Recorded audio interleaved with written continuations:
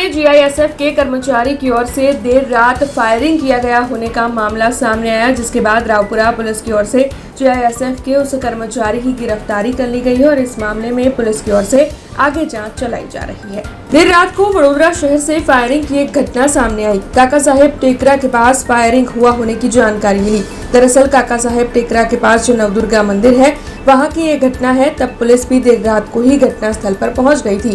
Firing करने वाला शख्स जीआईएसएफ का कर्मचारी था, ऐसी जानकारी मिली है। तब पुलिस ने बंदूक और कारतूस को अपनी हिरासत में लिया है। 1 राउंड फायरिंग हुआ था, ऐसी जानकारी भी वहां से प्राप्त हुई है। तब आपको ये भी बता दें कि फायरिंग करने वाला जो शख्स है वो नशे में चूर था, ऐसी बात भी पता चली, जिसके बाद रावपुरा पुलिस की ओर से जीआईएसएफ के कर्मचारी राज नरेंद्र सिंह दौलत से की गिरफ्तारी कर ली गई। कर्मचारी के खिलाफ प्रोहिबिशन समेत के केस दर्ज किए गए हैं। तब आपको बता दें कि ये जो कर्मचारी है वो जीएसटी भवन में सिक्योरिटी गार्ड के तौर पर फर्ज निभा रहा था और जम्बूसर का रहने वाला है। जीआईएसएफ में ये काफी वक्त से नौकरी कर रहा था। तब फायरिंग करने के मामले में अभी तक कोई ठोस जानकारी सामने नहीं आई है। फायरिंग करने की वजह के बारे में कोई जानकारी नहीं मिल पाई है, लेकिन इस मामले के मद्देनजर पुलिस ने अब आगे जांच शुरू कर दी है। એ લોકોને તો મોહલ્લામાં બધાને એવું લાગ્યું કે કોઈ ફટાકો ફોડ્યો છે, પણ જ્યારે હું પાછળ ફરીને જોયું ને ત્યારે ફાયરિંગ મેં એના હાથમાં ગન જોઈ ને તો બી ગઈ, તો હું એની પાસે પણ ગઈ, પણ એને છે ને મારી પર હુમલો કર્યો.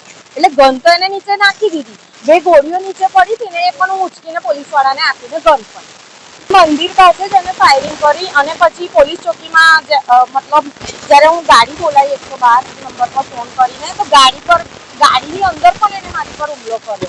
ખબર નહીં એને શું હતું. અને પછી એ પોલીસ ચોકીમાં જ્યારે એને પૂછતાછ કરી ત્યારે એવું બોલતો હતો કે હું ડિપ્રેશનમાં છું. કઈ ડિપ્રેશનમાં છે એ નહીં ખબર. જેમાં મળેલ હકીકત મુજબ નરેન્દ્રસિંહ દોલતસિંહ રાજ, જેની ઉંમર વર્ષ 53 છે અને મૂળ જંબુસર ભરૂચનો વતની છે, જે અહીંયા કુબર ભવન બીજે માળ જીએસટી ઓફિસ ખાતે જીઆઈએસએફના સિક્યોરિટી ગાર્ડ તરીકે નોકરી કરે છે.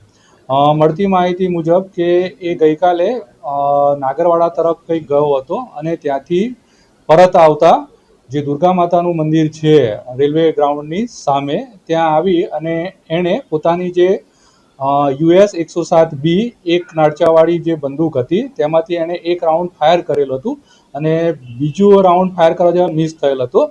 તો એ અમે 135(1) જીપી एक्टના મુજબ અમે ગુનો નોંધી અને આગળની કાર્યવાહી હાથ ધરેલ છે.